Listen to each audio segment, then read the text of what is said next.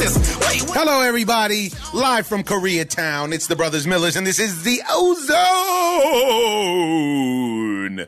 How you feeling? I'm feeling great. You came in hot. You've kind of hot all day today. Listening to the lyrics. I'm coming clutch, no stick shift. O-ZONE, my witness. Oh, that's nice. Bars. That's bars. It's bars. Shout out to Twizzy Twitch and the O-ZONE. Potentially, I'm hearing rumors it could be Google's first artist. I don't know. Sounds good. You tell me. Sounds nice? Make it twice. Well, wow. We're coming in hot, folks, because the league has come in hot against us. This is a situation where potentially the O-ZONE has gotten it wrong. Could it be? Two times. And this is what we have to cover, ladies and gentlemen. We have a pressing question. Is Cody Bellinger the best baseball player on the planet? Yes. Is it possible? Yes. And also, are the Bucks advancing to the finals? No. Well, let's get straight to it. Let's get into a caller who wants to have his say, and he's coming in hot from the T-Dot. Hey, Terry. Hey, O. Just checking in.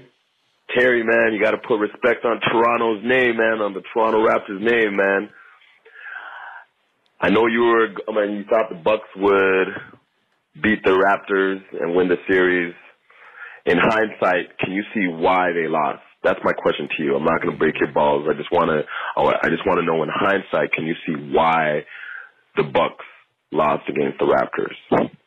As far as for you, O, you asked me, what are they going to do now as far as Golden State Warriors? Well, I'm going to break down my argument. First of all, Kawhi's back to finish what he started 3 years ago. He wants to avenge his injury that cost him an entire season. He hasn't forgotten what Popovich and Tony Parker and the rest of them did with their media campaign to disparage him. Without Durant, Warriors are relying on Draymond to run the offense like how they used to play. Kawhi can stop Draymond and thus stop much of what the Warriors want to do. So Kawhi would probably need to wear a protective cup just in case. The team that wins is usually the one with the best player, and Kawhi is the best player in the series. Definitely if Durant doesn't play. Warriors have never been so vulnerable, lack of depth and injuries. They will probably have to reintegrate Durant, which could mess up the chemistry as they found a nice flow without him. The Raptors may be the best team to face them in a final, especially defensively, and the deepest team. Raptors' length on defense will be huge. Elite wing defenders, Lowry on Curry, Danny Green on Clay, Kawhi on Draymond, or Kawhi on Durant. Siakam on Draymond, or Siakam on Durant.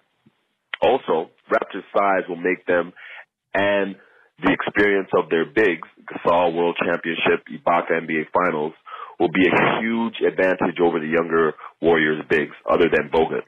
Serious breakdown going on. Maybe start Serge because he is more mobile and use Gasol off the bench to bolster bench. He can run the offense. You can run the offense through him, et cetera, et cetera.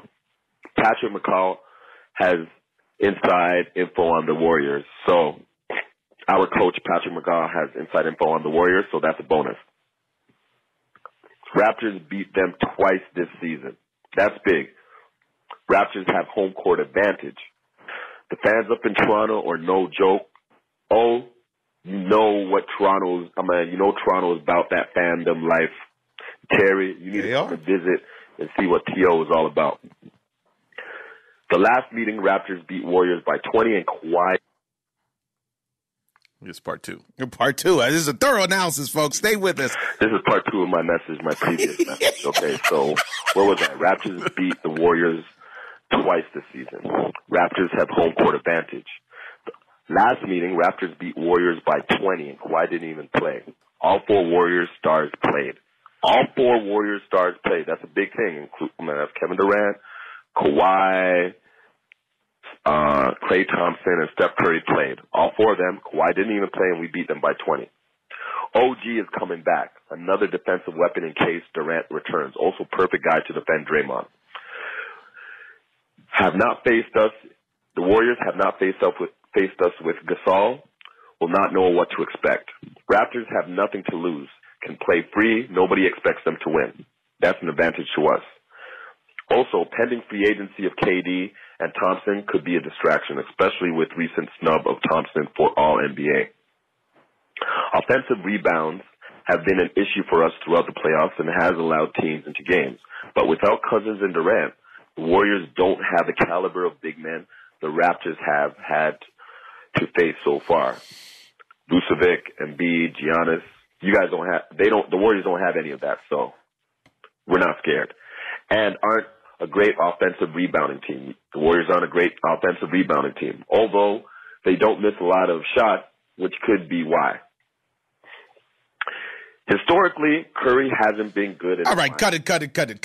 It's like a minute left. Man. You want to cut him? Run the tape. They haven't. 30. Personally, I think the Raptors can beat. I feel the Raptors. Let's go.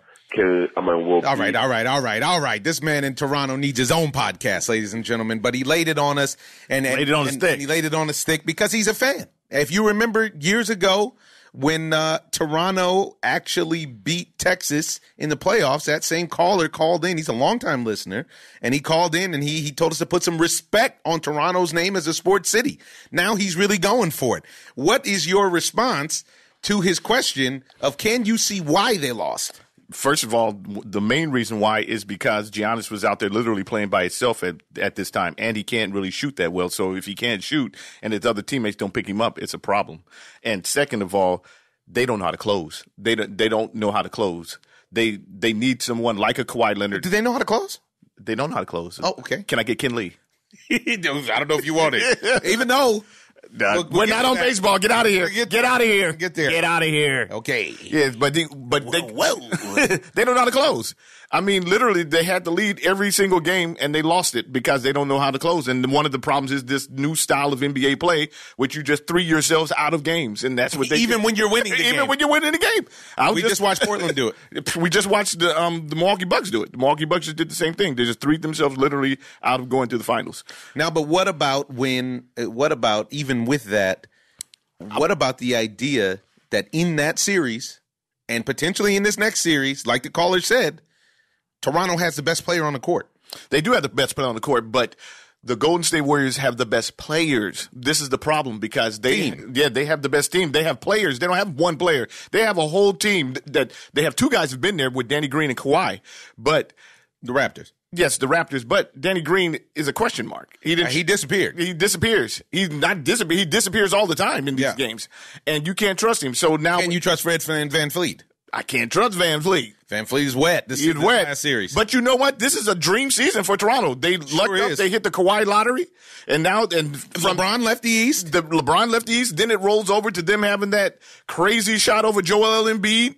Now you're talking about them. Simmons didn't help. Exactly. Now you're talking about them. But they were going to win that series either. But I don't agree. But then you're talking about them coming back 2-0 against Milwaukee, the best team in the league. So, this maybe it's a run for them. This could happen. But I don't really believe because the Golden State Warriors are a better team without Kevin Durant. And Kevin Durant will not play. I don't believe that Kevin Durant will play.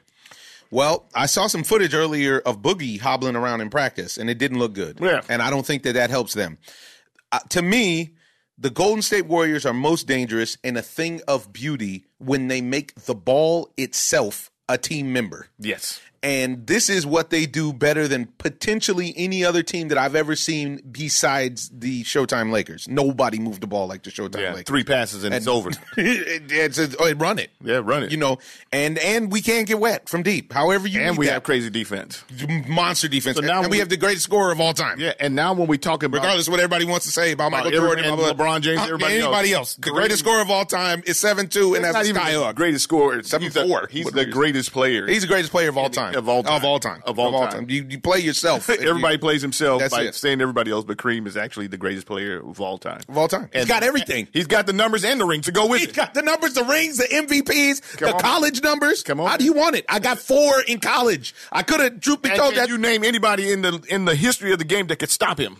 No. Nobody. Is there anybody in the history of game that has 4 in college and then 5 or 6 in the show? Come on, man. You play too much. That's a lot of winning. It's a lot of winning. It's a lot of winning. Sure. Anyways, But yeah, that's what I'm saying. Yeah, but when you talk ball, a team member, this is when it's beautiful to watch. Yes. I have to say, I have more respect for this version of the Golden State Warriors than I do for the past iterations, only because this version, without Durant, without Boogie, because I don't care for the Warriors, and it's like playing with the team. It's like when you play video games with somebody and they play with the championship team, unless that was always their team. Right. It's just nasty. Right. But now they're weathering the storm of injury, and you're seeing why Steph Curry was 2-time MVP. Right. You're seeing why Klay Thompson, in my opinion, is the best player on their team. Right. You're seeing why Draymond Green, who stopped all of the buffoonery and crying and kicking people in the balls and this, that, and the other,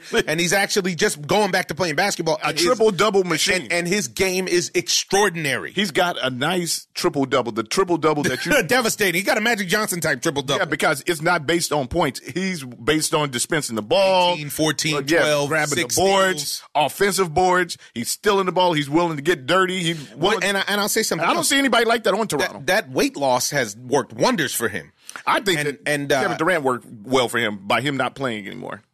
Clearly. It's changed their whole dynamic of their team. Clearly. They're way better than what, and not to knock Kevin Durant, but Kevin Durant's a monster. Yeah, he's top a monster. 4 players in the league. Yeah. But you're talking about Kawhi going up against Steph Curry and Klay Thompson and Draymond Green and anybody else who throws in. And Iggy, forget about it. Iguodala is the man. I just find it really hard for Toronto to beat them without the lack of a team. Kawhi. I don't think it's a lack of the team. I think that the only thing that holds Toronto back is that they have a lot of guys who haven't been there, but they have a handful of guys who have been there. They don't have a handful. And I think that they're going to. I think that they can steal the first game. I think Toronto wins the first game. Well, that's I don't know whether because they're at the house. I understand, but stealing it because everybody feels like the Warriors, until proven otherwise, are the best team in the world. So I personally feel like they get game 1. Now, where the series goes from there, I don't know. I also think it's imperative to get game 1 because you need the Warriors to play on their heels.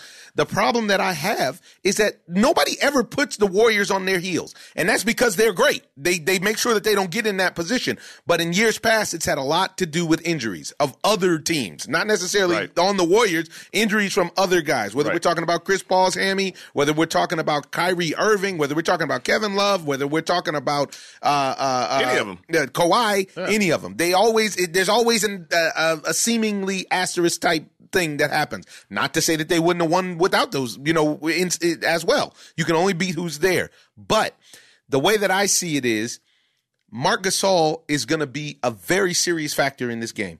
If Marc Gasol can get big and play big and not get sold on the 3-point shooting, well, then you're out of it then because he's been shooting threes and they have. You can shoot a few threes. They shoot have a ton of threes. They have the pieces that they need to beat them. I don't think that they can beat them because you're talking about this is do or die time for Kyle Lowry. Serge Ibaka has. And with Marc Gasol, you have the size because Golden State doesn't have size. But then when you talk about the matchup with Steph Curry and Kyle Lowry, I'm definitely going to take Steph Curry. Steph Curry is going to use Kyle Lowry. Kyle Lowry's not even in shape, really. I'm not mad. I get what you're saying. Yeah, I get what you're saying. Because with Marc Gasol, he lumbers now. He used to be, I actually think that's not a problem. Well, if you play the half-court set, but this is what I'm saying. But the Golden State Warriors are smart, and so is Steve Kerr. I take Steve Kerr over their coach, and Steve Kerr is going to run the floor, and they're not going to let him get in the half-court set. But then again, once we watch them in half-court set, they are a finely tuned machine. They move the ball so fast and efficient. The issue that I have is the Golden State Warriors give you a window to beat them. They sure do. Every single game. In 3 of the 4 games in the sweep against Portland, they were down double digits at halftime or into the third quarter. A team led by a guy who knows how to close, i.e. Kawhi Leonard, is not going to blow 20-point leads. You let a team led by a guy who knows how to close get out in front of 15 or 20, who's got 2 rings, by the way, I do believe. And maybe even 3, but I think it's 2 rings. I know he doesn't have 3. He might have 2. I do believe he has 2. I think they beat LeBron twice. I don't think they beat LeBron twice. I think they did, but I could be wrong. Because Tim Duncan ended up with 5, I do believe, and I think Kawhi got 2 of those. So, but we have to look and see. So, for me, I like the Raptors' chances. I also like the momentum of the Raptors. I like the fact that the Raptors just played on Sunday or Saturday, whenever it was, as opposed to last week with all of the time off. That may or may not help. Honestly, in my opinion, if Boogie and Durant come back, the series becomes a lot more difficult for Golden State, because they're going to try to incorporate those guys as opposed to doing what works, which is that core four that they have of Iguodala. Really, you could even call it core five. What's beautiful is that they don't all have to be starters. Right. Sean Livingston, Iguodala, Draymond Green, Klay Thompson, and Steph Curry. And you got a dynasty on your hands. Well, one of the things that needs to be exploited is that Draymond is not actually a big guy. And they don't exploit. Nobody does it. And part of that is because he's so athletic, because he runs the court. Because he runs the court. And this is where you get left behind with them, because he is actually the glue that holds that team together. Sure so is. If you can shut him down, you can beat them. But the thing I think you can do to him is mentally shut him down. I believe Draymond is mentally fragile, and I believe that you can bait him into going back into the antics of kicking people in the balls and crying to the refs. All he needs is a couple calls that go the wrong way. You need a Rodman-esque kind of guy to play games with him. A guy that bumps into him afterwards, snatches the ball from him when the ball is dead. Little stuff that you do when you're the instigator type. So basically try to punk him. And he'll fall for it.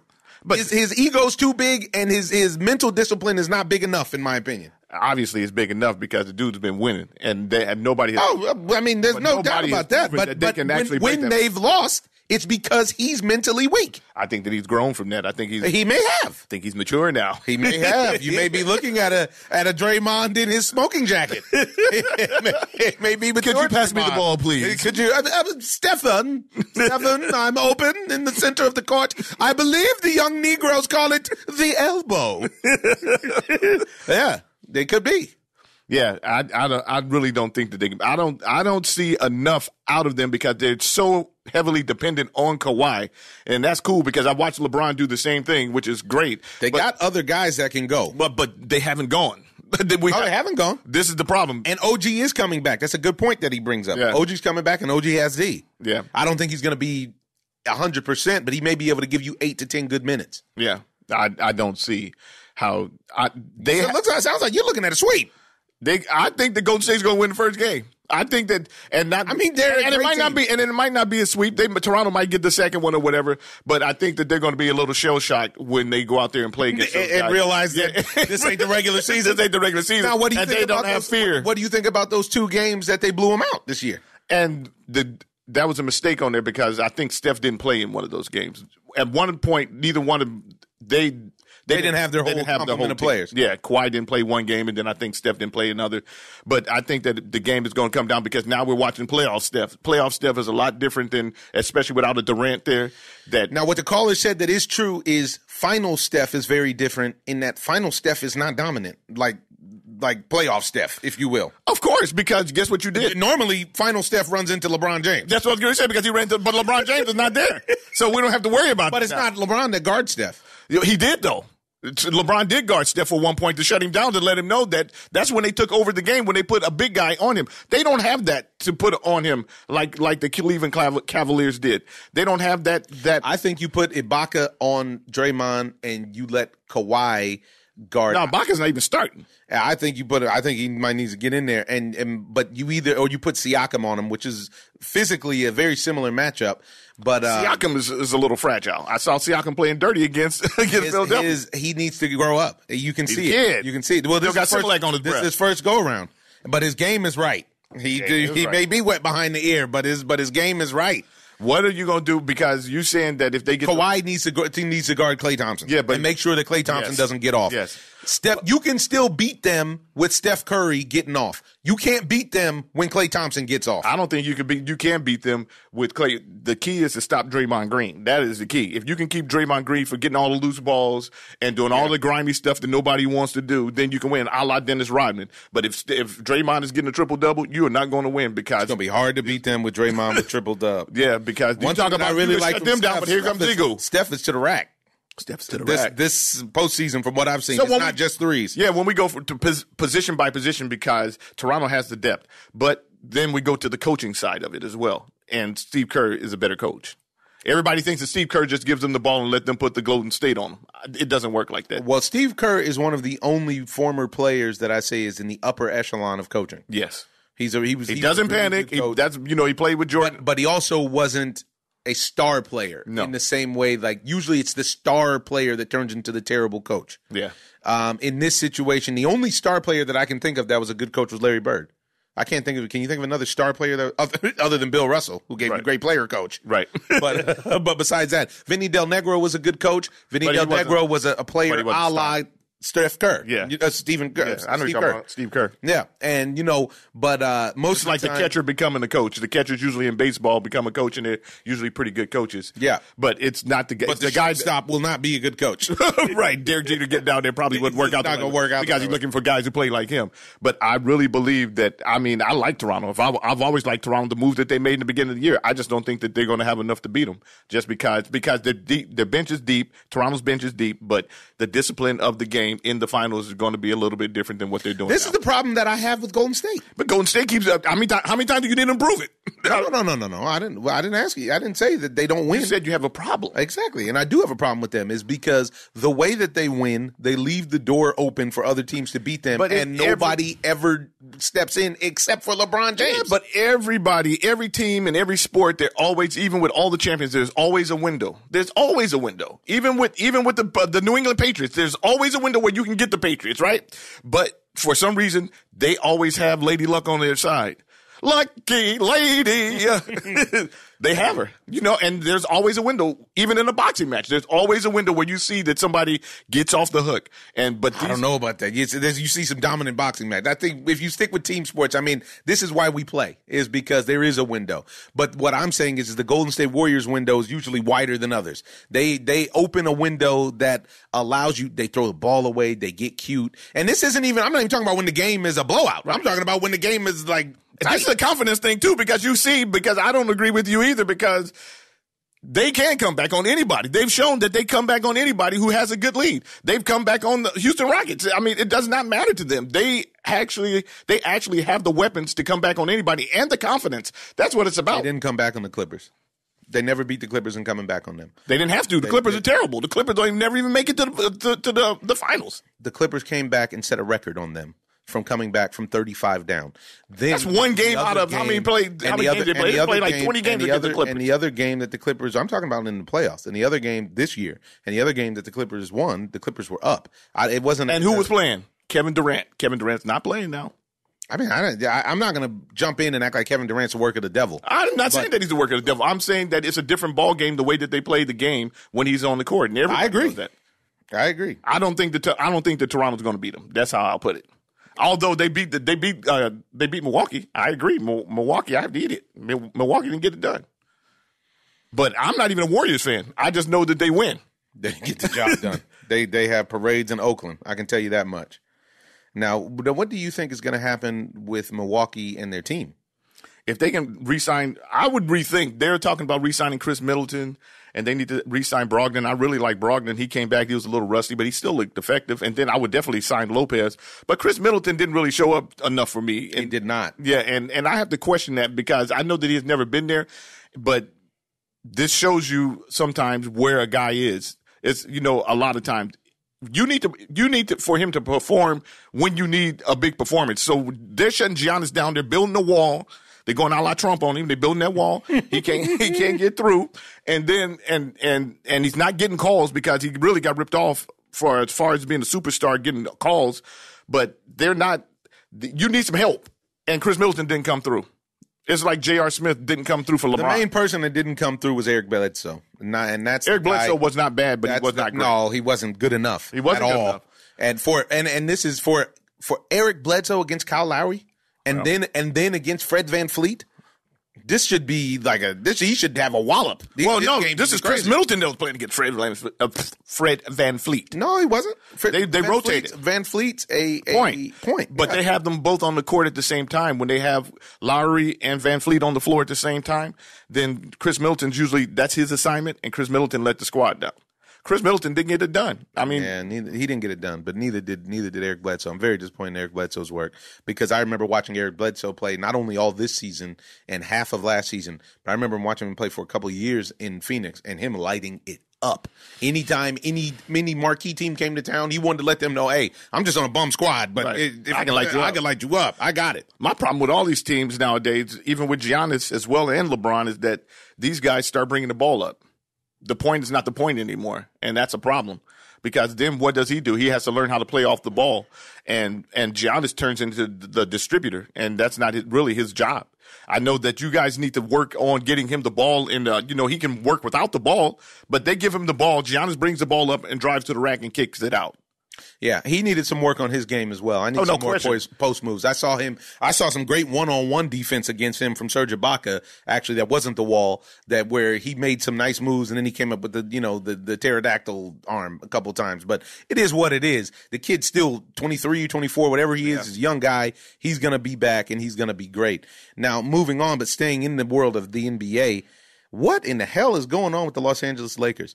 We've seen this debacle, this whole situation fall apart with Magic Johnson and leaving, and now him making that appearance on the first take on the same morning that they announced a new coach, Frank Vogel, and so on and so forth. Now, the story on ESPN comes out and says Rob Pelinka, who Magic called a backstabber, made up some story about how Kobe Bryant was so enamored with Heath Ledger's performance in The Dark Knight that he told Rob, his agent at the time, hey, give me a meeting with this Heath Ledger guy. I want to see how he locked in for this role. The performance was fantastic. So Rob Pelinka goes on and on and on in a motivational speech to the guys about how he set up Kobe and Heath Ledger had dinner and spoke about it and blah, blah, blah, and blah, blah, blah, and helped him become more Mamba-esque and so on and so forth. And then you saw it on the shoes, and Kobe wears Dark Knight type shoes and blah, blah, blah as an homage to the film. Only problem is Heath Ledger died 6 months before the movie came out.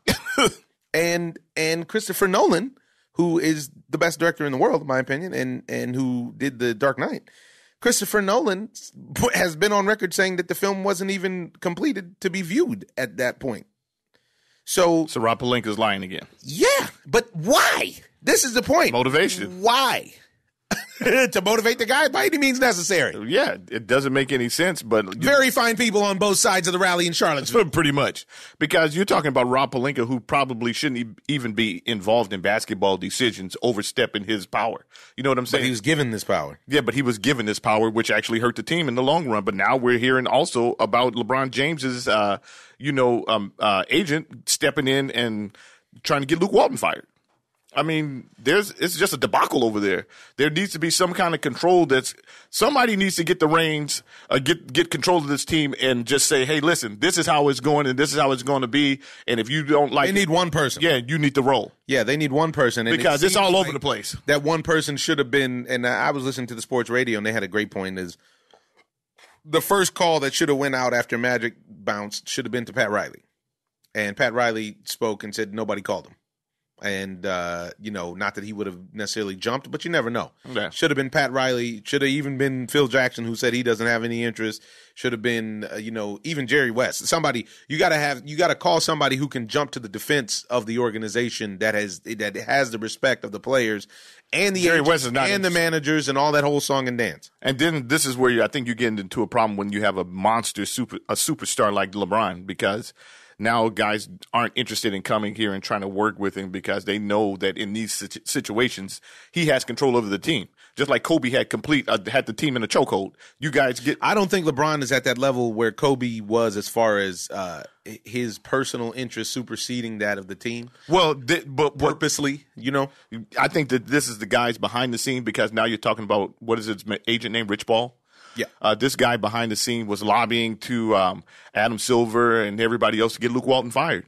Really? Yeah. I didn't hear about that. Yeah, it just came out literally a few hours ago, and it's not acceptable because that's not any of his business. That's LeBron's guys in his stable trying to make decisions for a basketball team that they're not playing on. Well, which is the same. You could argue about the same funny business because he also represents AD. Yes. Yeah. That Clutch Sports that they have. There's a lot of and then also it's all a Game of Thrones for power again. Right. And then Silver asked him, who is it that he would recommend then to be the coach of the Lakers? He said Tyronn Lue. Oh, wow. And so I'm so glad that the Lakers did not bite into that. They bought. The only thing that they didn't know. They didn't because they didn't. The only issue became their insistence on hiring Jason Kidd and the 3-year. I don't deal. need Jason Kidd or Lou. These are the two that they did. Well, now they got Jason Kidd. Jason Kidd is on with Vogel. Vogel agreed, and he agreed to the 3-year deal, and he agreed to the thing. But in real life, the Lakers organization has been a debacle since Kobe Bryant tore his Achilles. Yes. They haven't. And then they threw some money at him that they shouldn't have thrown at him. Yeah, they gave him a golden parachute, and he had to take that cheese. Oh, no doubt. I mean, you guys know I messed up. I messed up. You saw me tear my Achilles, but okay. And then from that point forward, he was looking like the mummy for the rest of his career on the sidelines, wrapped up, iced and wrapped for the whole every time. But wow, yeah, crazy situations going on in the league.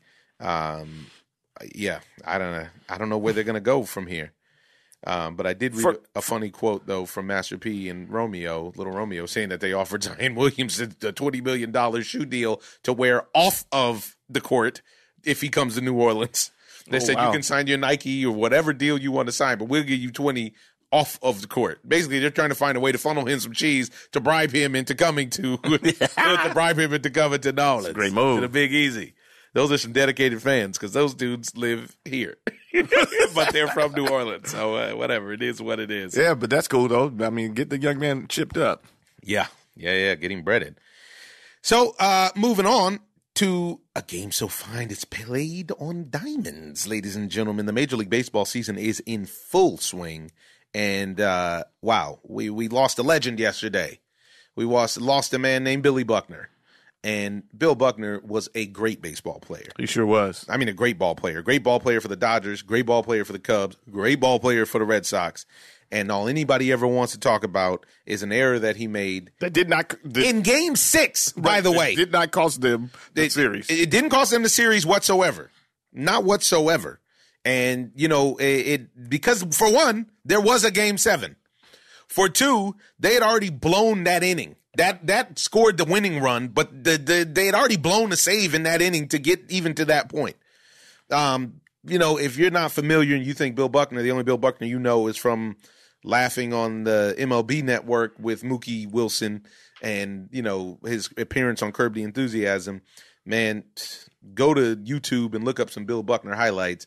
Bill Buckner's work is impeccable. And I would imagine now they're going to give him Hall of Fame. Right. Did he end up with like 2,700 hits? 2,715 hits. Yeah. Bill Buckner never struck out 3 times in a game in a 22-year career. It's unbelievable. You are not going to strike out Bill Buckner. What I remember about him more so than anything is him always limping up to the plate. He had to. We got that bum wheel. That bad surgery back in the day. It was. It looked like me out there. Come on. Yeah, Billy Buckner, man. Just a rest in peace. Wonderful Christian, wonderful man. And a great ball player. Did Bill Buckner ever get him 2 rings? Did he get 2 rings or 1 ring? I think he got 1. He got that 1 with the Dodgers, didn't he, in the 81? Yeah. I think he got him 1. I hope he got him 1. Not that it matters now, but yeah, want to just send love and shout out. But what we want to talk about in Major League Baseball is where I was potentially wrong. Potentially, because it's not over yet. You're wrong, But dude. as of right now, you're wrong. Cody Bellinger is the best baseball player on the planet, folks. Now, I have to say, yesterday, he gave me some great classic Cody Bellinger where he came up in a clutch situation in the first inning and popped out. What did he do the next bet? Itchy, yeah. Yes, that's very impressive. That was very impressive. I was leaning towards like, oh, man, here we go. And I called my boy. I was like, classic Bellinger. And when it mattered, he didn't do it. And then he stepped up. First of all, he made a play before that. Yes. That saved a run with a great throw from right field. Folks, just so you go back and listen to the tape, my problem with Cody Bellinger was him playing center field, which wasn't his choice. And I still believe he's a bad center fielder. He's good in right. He's good in left. He's best at first base. But because he has so much speed, they don't want him to play there. And I can understand that. He's got a hose, too. Yeah. But what's most impressive to me is that Cody Bellinger is playing the game the right way, if you will. Yes, he's playing big fly, and that's always beautiful, but he's hitting the ball against the shift, and the reason that he's hitting near 400 is because you'll see Cody Bellinger drop a bunt. You'll see him hit the ball up the middle and go the other way. He takes the extra base when he can, And when you hit the ball hard and put the ball in play, the ball, when you have that sort of a talent, the ball will find its way either out the stadium or into the gaps. Right. And this is how it works. This was the problem that I had for him in the first 2 years, 2 to 3 years, whatever it is. I think it's his third year, first 2 years of his campaign, is that all of those numbers look great. And I'm still there now, by the way, ladies and gentlemen. This is great. Cody Bellinger's great right now. If he comes in October when he meets Justin Verlander and all of the gang that knows how to get guys out, and he can't make contact, and he refuses to bunt against the shift, and he looks like a softball player swinging at off-speed pitches in the dirt when they throw fastballs right by him, I will run back this tape of May 28th, and I will tell you guys, I told you so. Listen, I don't want this to be the case. I want him to perform because I want the Dodgers to win the World Series. But I need to see it at the highest, when the stakes are the highest. He can only do what he can do, which is right now, and the stakes are the highest they can be right now, and the Dodgers are way out in front of the pack in first place, so he's doing his job. But to date, I was the one advocating trading him for JT Realmuto, and this definitely, from this point of view, was the wrong move because he's looking at Triple Crown right now. Yeah, well, and the Dodgers aren't way out in front. They're talking about? They're 8 games out. That's not 8 games is so far out. No, it's not. Yes, No, it is. You still have 100 games left. Yeah, That's not way out. that's way. There's only one team that's farther out in front than them. It doesn't matter. They're not way out. They can be hawked. Way out. Everybody goes into a slump because baseball's ebbs and flows. It's a roller coaster, dude. It's a marathon. So they're going to go on a slump, and the Arizona Diamondbacks, which are crazy impressive, one of the most impressive teams so far this year because they're winning still. And The Arizona Diamondbacks won't even be in third place at the end of the season. And the San Diego Padres are right there as well. The San Diego Padres are 8 games back. The Dodgers don't have a bullpen. The Dodgers' number one problem is that they don't have a bullpen. Even yesterday, after they had that monster lead. Can you believe that? They did everything they could to get that out. Exactly. To blow that lead. Against the Mets, who don't have anybody, really. Pete Alonso. Pete Alonso. And then they do have a bullpen, so they can keep him around. If you can get Thor, he's having a bad season. DeGrom's having a bad season. So if you can stay in the ball game with a team like DeGrom's having an average season. No, he's having, from his standards, he's a Cy Young Award winner. He's having a bad season. So now having a major league average season. No, he's having it for him. It's a bad season because a guy like him who's dominant is having a bad season because his ERA is never close to 4. No. And he's close to 4 right now. Nor is Clayton Kershaw yet. But Dodgers win when Clayton Kershaw pitches. Yeah, but Clayton Kershaw's been in the league forever. Thought that Clayton Kershaw would give up at least 1 home run every single start. And 10 hits yesterday. Unbelievable. He gave up 10 hits. Gave up 10 hits. And still snug him a dub. Snuck him a dub. That's because he's crafty now. Look at CeCe. CeCe, I thought CeCe was finished a few years ago. Oh, wow. And CeCe. Still, to this day, nobody in sports has lived up to the big contract like CeCe Sabathia. Yeah, CeCe wins. CeCe knows how to get guys out. Clayton Kershaw knows how to get guys out. And Clayton Kershaw is going through that process right now about learning that he doesn't throw 95 anymore. He's throwing 88, 89. On a good day, he might throw 91. And with that, he has to learn how to pitch. So now he's giving up more long balls, but the better or the longer he pitches like this, the more effective he's going to be. He can still stay around the league forever. Just soft tossing. Yeah, because his curveball's still devastating. And his slider. And he's got a little cutter because you can differentiate. Say it for me. Differentiate. There it is. Between that cutter and that fastball. And that's crucial, man. So that's keeping him in games. He only gave up 3 runs yesterday. Gave up 3 over 6. Yeah. Quality start, man. What do you want from him? He gave up 10 hits. I don't want 10 hits. I don't want my ace to give up 10. I don't need Ace to give up 10. But what can you do? And he acknowledged that after the game. Yeah. He had a great post-game interview. I don't know if you saw it. I didn't see it. Yeah. Where he said, well, I don't really have much good to say about my start. It was pretty terrible. He goes, but it sure is good to be on a great team. He said, and it's very difficult to pitch for a good team, to find a good team. He goes, I know a lot of pitchers in the league who, are not on good teams. He goes, in a game like this, the win-loss can be deceiving because I got picked up offensively and defensively. He goes, I could have easily gave up 5-6 runs and not put us in a position to even compete in this game. Cody Bellinger saved him twice. He saved Ken Lee, actually. Yeah. He didn't save him twice. He saved Ken Lee. He saved Ken Lee. He saved the Dodgers. Yeah. For sure.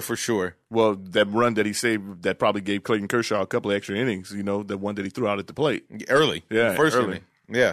You know, it's the Dodgers to me. I still don't feel like they're going to win it all because, like I said, the bullpen is, unless they pick up somebody. Well, you're talking about it's early. It's really early. For one, come Sunday at 2 a.m. is when everything's going to change because all of these That's where it teams hits the fan. Stops with this compensatory draft pick and blah, blah, blah. So we'll see Craig Kimbrell get signed. We'll see Dallas Keuchel get signed. We'll see all of these guys. Now, do you think the Dodgers are in play for any of these guys? I hope. I hope that they're in play for Kimbrell.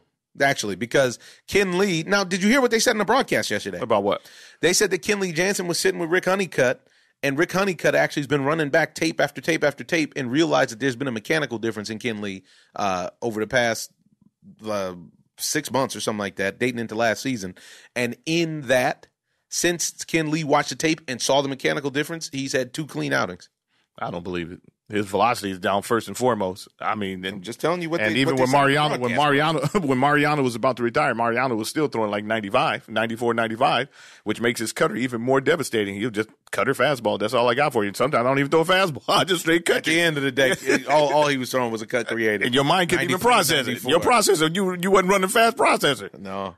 You know, and Ken Lee is throwing a flat cutter. And I don't think that it's a mechanical thing. I think it's just a digression. We'll see.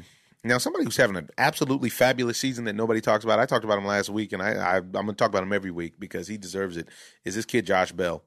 He had a great rookie year. Then he had a tough sophomore campaign, and he is back, man. This dude is a force. If you look at the stats, he is right behind Cody Bellinger. Yeah. I mean, he's well behind him in batting average at 340, which, by the way, folks, is no slouch. But, I mean, he's got 48 ribeyes, 17 bombs, 18 doubles. I'm really impressed with this young man. And a team with no protection.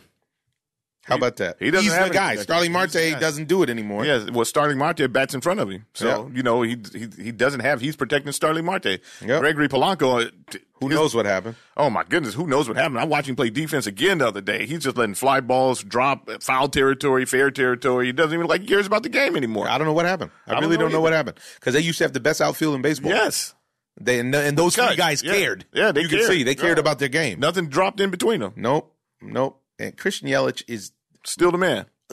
I mean, you want to talk about somebody, if there's somebody who's in the conversation with Cody Bellinger, it's Christian Yelich. Christian Yelich is doing crazy work because he's also got 10 stolen bases. Well, and what's beautiful about him as well is that I'd like to watch him, his at-bats, and watch him go the other way. There's no bombs the other way. Oh, man. Come on, man. Big bombs, too. Big bombs the other way. Not like no roof scrapers there. We're talking about like no fence scrapers. Those are bombs. No doubters. Absolute no doubters. And the Natural League is full of talent right now. And it could be filled with more if they would bring some of these kids up right now. What do you think is happening with Bryce Harper? Is he ever going to get back? I don't ever think that Bryce Harper, eventually maybe once he's out at the latter stages of his career, he might be able to get to the point where to calm down and slow the game down. He's leading the league in strikeouts right now. He's out of control, dude. 227. He's out of control. You're out of control. But he'll get up to 250, 260. I know. The second half. I can't give a guy $350 million for $250. Yeah, but yet unless he gives 65 bombs, and he's not going to give me 65 bombs. Probably give you 35 at the end of the day. Maybe even 40. Maybe 40. It's not enough. That's enough nowadays. Forget about the average. Nobody's worried about your average. You're not even embarrassed nowadays when you strike out. Back in the day, you used to be embarrassed to strike out. You look at the picture when you walk away. Look at all the old footage and stuff when the guys strike out. And they look at the picture and you're like, oh, okay. Okay. You embarrass me and my family? Okay. You embarrassed my family. You embarrassed my family. You struck me out. Yeah. Look at my kids in the stand. They're crying. Exactly. I'm looking at them because that's all I can do is look at the stands. Right. But nowadays you just strike out, walk back. It's all about launch angle and analytics and the whole song and dance, which, by the way, is all about depreciating the value of the players, really, where they act like it's things that's a positive for them. It just devalues players. That's exactly what it does. Yeah. And once again, by the way, where we were wrong, we have to admit, is about Aaron Boone. I can't front on Aaron Boone. Got him in first place. They're in first place with total bubble gum and duct tape. Yeah. And that's on offense and defense. It's not even like, but their staff is there. Nah. They're just figuring out ways to win games. Now, a lot of those games come against the Orioles and so on and so forth. But what can you do? You got to beat who your schedule tells you to play. Yeah, I'm not sold on the Yankees. You don't have to be sold on them. They're 2 games up. That's fine that they're only 2 games up. But what I'm saying is, if you would have said that Judge, Stanton, Didi, James Paxton, CC, who else is it? Andujar, Greg Bird, and Glaber, I do believe. Yeah, no, Glaber's playing, but Greg Bird is not a factor. But at the beginning of the season, before Luke Voigt came on the scene. That was last year. And but this year we thought Greg Bird was going to end up, that was the conversation, is Greg Bird actually going to end up living up to his potential? It was about him and Gary Sanchez. Not me. I never thought that he could, after I watched him the last year and he never made adjustments, he just like everybody else, it doesn't make adjustments. I didn't think he had it. All right. You didn't think he had it. Ladies and gentlemen, this is what you have to live with when you know the icons. Despite the fact that he ran Aaron Boone through the dirt and the Yankees through the dirt. And the fact that they're in first place, he's busy talking about a guy that is not even on the roster anymore. 35 and 18. Who's in first place, though. Yeah. So 2 games above Tampa Bay with a weak schedule. I don't believe it. I don't know. How can we say they got a weak schedule, though? The Houston Astros are the best team in baseball. You talk about a team with injuries. That's a team with injuries that keeps winning. They keep winning. And what did they do to the Yankees when they played them? They ripped them a new one. No. Yep. Just like they did to the Red Sox and all these other teams that are so-called dominant, because they have frontline pitching. When it comes down to it, the Yankees don't have frontline pitchers. They have Tanaka, who's their ace, and then after that you have question marks. Even James Paxton. James Paxton hasn't been able to stay healthy for about 5 years. Yeah, he needs to get it together. CeCe can't stay healthy, and we know why, because he's up in age. Yeah. But you can't. Tanaka's not even, he's not a shutdown guy. Yeah, he's not ace. They have Severino. He's not healthy. He won't be back. Severino. That's who else I was looking for. Yeah, that's who else. We don't know when he's coming back now. Yeah. And with that, though, I have to say, for where they are now, it's impressive. Yeah, most impressive. It's very difficult to say that they're gonna, make any long-term noise without their full complement of players. Yeah, and I don't think that the Red Sox are what they're supposed to be either, because the Red Sox have injuries, but they don't have they don't have any pitching. Chris Sale is going through the Clayton Kershaw syndrome, sort of, where he still has his gas. Yes, except he has his gas, and yeah. So he doesn't really have his gas though. He used to throw 97, 98. He still throws 97, 98. What I saw was him throwing 94, 95, and not only that, it's flat. He had crazy movement. That's cool, but I saw him throw 97. When did you see a bottle of 97? Just the other day. Yeah. And so, as a matter of fact, the other day when they played the Astros, I do believe. And again, now it being flat and him having his cheese is a different animal. Yeah, because it's the zippity doo dah and that explosion, that movement that makes him Chris Sale. But at the same time. Yeah, and they don't have a closer. They don't have a bullpen or a closer. They just want to slug you out of your mind. And when some of their batters are slugging, I'm struggling. I'm sorry, yeah, you're struggling. Now I spoke with Bobby Cannavale yesterday, longtime Yankee fan and friend of the O-Zone, and you know what? He brought up a great point. He said Brian Cashman deserves an award. He said that at this point, it's going to go down that Brian Cashman will probably end up being like the longest tenured Yankee in Yankee history. It looks like it, right? Even though George Steinbrenner. I thought about it. I said, you're probably right. I said, because now Brian Cashman's at the point where it seems like that's his job until he dies or until he decides he's going to retire. Mm-hmm. Why would he retire? He's the GM of the Yankees. What would make you say that I don't want to do this anymore? Yeah. I've had enough. And they're always in contention. Yeah. They've gone through, they got past that phase of a couple years where it looked like it was, they got past that A-Rod phase, which was him running the team down. So what do you think that the Yankees need to be over the top to be considered the best team in baseball? They got to get frontline pitching. Or they have to adopt an opener strategy. Yeah, they're supposed to be in the market for Keuchel. As they should be. Yeah. As much, if for nothing else, for your theory about how everybody should have been in line for Boogie, to make sure that he doesn't pitch against them, because Dallas Keuchel owns the Yankees. Right. And it doesn't matter who comes on the team, Dallas Keuchel can get him out. So I'm tripping off of why the Astros don't want him back. I'm also tripping why the Rays wouldn't want him. Because if you're looking at a Tyler Glass now, who they just now dropped on the 60-day injured list, if you can throw in basically the Astros' old rotation, you have Charlie Morton, Dallas Keuchel, and Blake Snell, plus you play the opener game. Listen, this is a formidable squad. Yeah, but they don't actually need him. They have kids in the minor leagues kids in the minor leagues don't usually win you the World Series. These guys have kids in the minor leagues that should be in the show that actually, just like Blake Snell came up, they have guys that are right behind him. Blake Snell 3 years to get himself together. But he was effective when he first came up. But he wasn't effective to the point where you can count on him in the big games. They have this opener that's working. This opener situation is working because they have guys who literally are starters that they're using to open. But they have the talent. They don't really need to sign a Dallas Keuchel. Tampa Bay is stacked with pitching talent. I mean, they have guys that they can literally bring up that can actually pitch right now in the show in the starting rotation. But they like to play the opener game. They only need 3 starters. After that, then what? They can throw anybody at you. You can't even set up a lineup. If you go and look they don't have 3 starters. That's my point. They don't have Tyler Glass now, but which means they don't have 3 starters. Yeah, but they use Yoni Chirinos as a starter now. Yoni Chirinos is another dominant pitcher, another guy who throws almost 100 miles an hour. Yoni Chirinos is getting this opener status, though. He pitched 5 innings yesterday. He did pitch 5 yesterday. They're letting him go 5 innings, and that's enough to open. That's enough to be a starter. You only need 5 and dive. That's what everybody does nowadays. That's what everybody does. I don't know. I'm not crazy about Oakland is a problem. If Oakland sticks around long enough, Oakland has a bunch of kids in the minor leagues too that they can bring up. That's going to be a problem. That should be pitching in the show right now. But that bad CBA is holding down all the talent that they need to bring up to be competitive.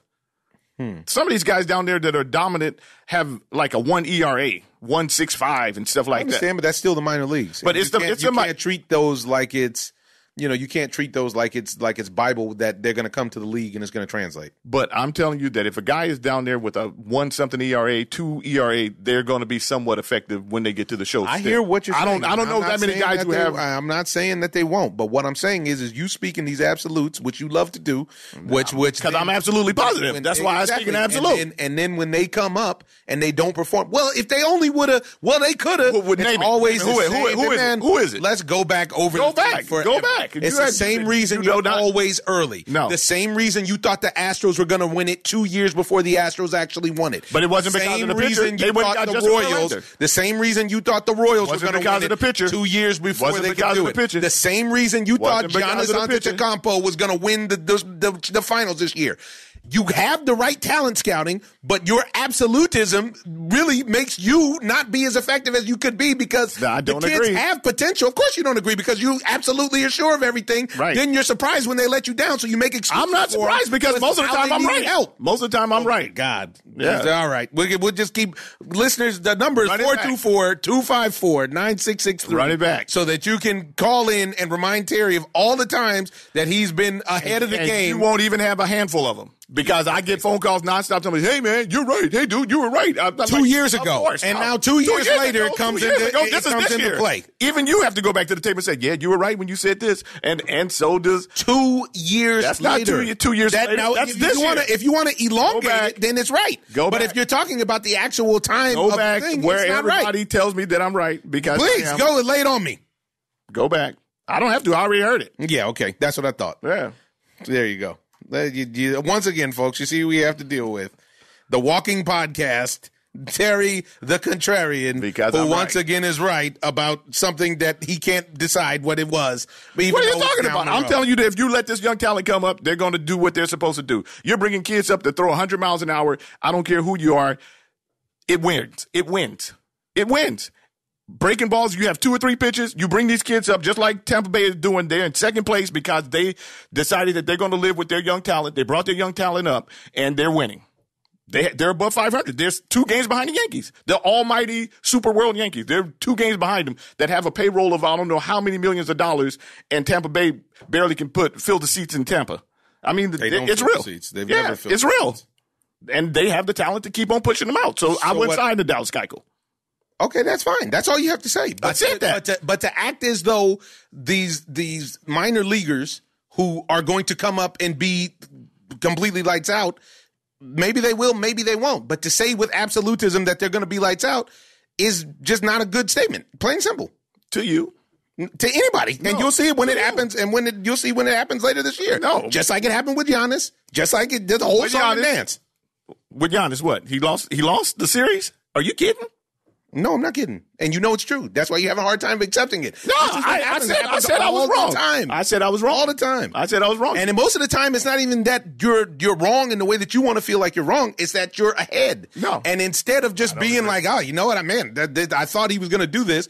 It has to be, no, he's ready now. Giannis is ready now. He's the best player in the world. He is ready now. It's not his fault that he didn't have help. He's not ready now. He's at the house. And there's the excuse. Just like so now everybody listening, you can run this back because just like I said 4 minutes ago, then it comes into the excuse of who else didn't get it done. It's always the same thing. No, it's not an excuse. I've been listening to it for 40 years, folks. It's not an excuse. For 40 years. It's not an excuse. It's the truth. Trust me on this one. I'm telling What you smiling at, Ernie? Because Ernie knows too. Ernie doesn't even know about sports. And Ernie, I know you don't know about sports. He knows about sports. No, he doesn't know about that either. But then he sit around and he listens to you bump your gums about being right, which I am, because he knows people like, hey man, he was right when he said, okay, go ahead. Sure. I want you to play that call. That's a call I want you to play. It's a call when somebody says, oh, hey, you were right. And I want them to say it just like that. And when they say that, when I play the call that they said that I was right, what are you going to say? I'm going to say, wow, that was 1 in 1,000. No. I'm sorry. Exactly. Please play it for me. And then I'll know. And then I'll say, I'll have it for you next episode. Then I'll say, okay, I'm sorry.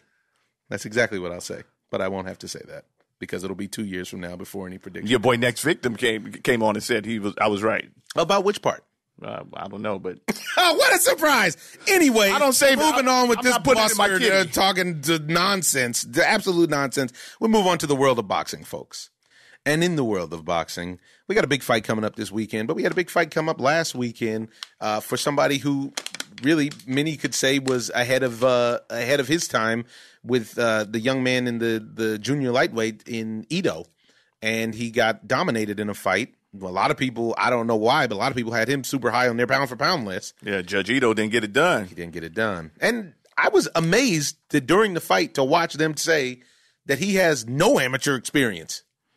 I'm not amazed about that, but still, I always feel like everybody's jumping the gun. You talk about jumping the gun, it's the same thing with Lomachenko. Everybody jumps the gun. They give these guys pound for pounds, and they don't have anything under their belt to validate them being pound for pound. Well, the thing that Lomachenko has under his belt is that if he has 13 fights, 7 of them have been against world champions, or 8 of them have been against world champions, and he's beat them. So that's different than saying a guy, and Lomachenko has an extensive amateur career. This guy has no amateur career. When I say no, I mean actually zero, like 0 amateur fights. He just decided to start fighting. He practiced, and then he became a pro, and then he started winning. So that's the hype machine turned on, and he was the pound for pound, one of the pound for pound at that point. I mean, he won, and he's been winning. It's not like it's not like he hasn't been winning. What's his record? But I don't know. You can look him up. Look Ito up. And while you're at it, look up Kawhi's championships. But I think that in that fight, he ran into somebody with more skill and ability than him, because he was almost like a baby Wilder in a certain degree, because he was really going for that right. Like he was really looking for that right hand. Well, and once again, they took it from him, and he was a fish out of water, because that guy took his right away from him, and he didn't know what to do. Yeah. So that went down, and then you saw the situation with that's coming up this Saturday, a big fight that unfortunately isn't the fight that we were supposed to see, because I really did want to see Anthony Joshua face Jarrell Big Baby Miller, who couldn't find any plasma in his blood, only juice. And now he's fighting Andy Ruiz, and Andy Ruiz is saying all the right stuff. He's talking a good game, saying that his styles should be a problem for Anthony Joshua, so on and so forth. The champ, I haven't even heard Anthony Joshua speak about Ruiz. In every press interview that I've heard about this fight, all he talks about is Wilder and Fury. And he, from time to time, when in the middle of talking about Wilder and Fury, he'll drop on, but I'm not overlooking the Ruiz, while he is clearly overlooking Ruiz. It's a dangerous fight, because any heavyweight can put you out, and Ruiz does have a punch. That's the one thing that he said. He goes, the thing that Joshua said that I respect a lot is he said, I don't understand why Fury and Wilder are stretching out fighting me. He said, they're only making it worse on themselves. He said, I'm only going to get better. He said, and if I was Deontay Wilder and I got offered $100 million, $120 million to fight me, what else is there? You could potentially be the undisputed champ, have all the belts and the money. He goes, what else are you waiting for? How much money has to be on the table? And he said, and if I was 33 and that was the case, that's definitely what I would do. And, he said, and with the heavyweights, it's tricky because they're all banana peel fights. And it's true. Especially when you don't get to train specifically for a guy like For that guy. Yeah. Now I feel like obviously that he's going to knock Ruiz out or stop him, but Ruiz has a puncher's chance. He does have. This is the heavyweight division. This is the heavyweight division. Yeah. Yeah. Well, it's this Saturday on the Zone, on the app on the Zone. They give you a month free if you want it. And this probably would be the month to sign up if you haven't signed up for free, because then you also get to watch a Triple G fight next weekend. And New York City is hot for fights right now. Now, Masayaka Ito is 25-2-1. Yeah. See, so it's not like he was, it's not like he didn't have any record whatsoever. But it is what it is. And now now with the rumor mill that they're saying is they're saying now they're talking about Wilder Ortiz 2 in Los Angeles in September. So Wilder has no interest in fighting Joshua or Fury, in my opinion. I don't think he really wants to fight either one of them. And kind of like we played in that clip after the fight, he had a totally different tone when speaking about Wilder and Fury than he's had in the past, and when speaking about Fury and Joshua than he's had in the past. I don't know what has caused that, but it seems to be, I mean, I think it's just a lack of confidence after he fought against Tyson Fury and got dominated. He could say whatever he wants to. He knows that when he was in that ring that he couldn't get done what he thought that he was going to be able to do. Even when he knocked him down in the 12th round, he got up and he was in the corner celebrating. He was in the corner doing the shuffle. Right? He was. Yeah, so doing the boogaloo. That's definitely going to shake your confidence to a certain degree. Now, you get a bum out like Dominic Brazil, but with the elite heavyweight fighters, there's a problem. Right.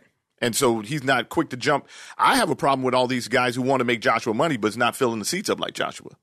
You get rewarded for filling up the seats. The crazy thing is that when it comes to Wilder, I mean, it seems like they were, they were with it.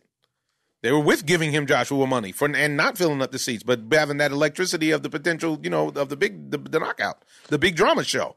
Well, I want to know how much money does Wilder need to That's what Joshua said. Yeah. This is what Joshua wants to know, so he can write the check. Yeah. And he said the other thing he said in that statement was, this was a credible offer. He goes, this wasn't an offer from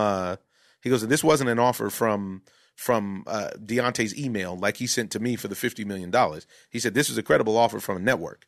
So, and then you got Tyson Fury supposedly mixing it up now with Dillian White if they both win their fights. Dillian White will give him a problem. Dillian White will give anybody a problem besides Anthony Joshua. And I think he gave Anthony Joshua a problem for a few rounds. Yeah. He's a tough fighter. He punished him. Yeah, he punished him late. He punched him early, too. He said he wanted to punish him. But the thing of it is that, to me, Tyson Fury is going to have to do a lot to beat, even though he uses all these antics to fight. He is a good boxer, but the big guys who can put him on his back and know how to fight that are fundamentally sound can get Tyson Fury out of there. But everybody feels like he's the best heavyweight in the world right now. Well, Tyson Fury has not been out of there, and that's why people feel that way. Yeah. And, until you see it, it's hard to visualize because the guy is crafty, and he has either beaten or gotten with everybody besides Joshua in the division that we've seen over the past 10 years. And as you know from going over to the UK, man, there's crazy respect in the UK, more so for Tyson Fury than there is even for Anthony Joshua. Sure is. I couldn't understand, but it's, And you know how many people they can put in seats over there? Man. How many people does Wembley hold? I think it's 90,000. 90,000. Is that where Joshua usually fights? That's that stadium he fights at, which is nuts. Kawhi has one ring. One ring. Yeah. Oh, I thought he had him two-piece. Got him one ring. Spurs in 2014. Oh, okay. And then he had that other one that he did not get because he actually tricked. That was when he was young in the game. He tricked the free throw. That's how you do it. He tricked the free throw. You got to learn how to win. That opened Ray Allen up to hit that big shot. Yeah. Got him 2014, and he won the finals most valuable player. Yeah. All right, ladies and gentlemen, this is all we got for you on this feisty version of the O-Zone. I'm going to leave you with a quote from Superman, or at least the Superman that I grew up with, Mr. Christopher Reeve. And it is, once you choose hope, anything's possible. And Christopher Reeve gave you that statement after he was paralyzed in a horse accident. And, folks, we're in a place in the world right now of great despair. But we have to recognize that our attitude and our mindset is going to have a lot to do with what we can accomplish. And having hope and hoping against hope at times, or hoping with hope, rather, is a key component in us moving forward together and not divided. Well, this is our Memorial Day week edition of the O-Zone. I'm your host, Omar Miller. We'll see you next week. Ozone. I'm just living the dream. I'm in love with the lights. This is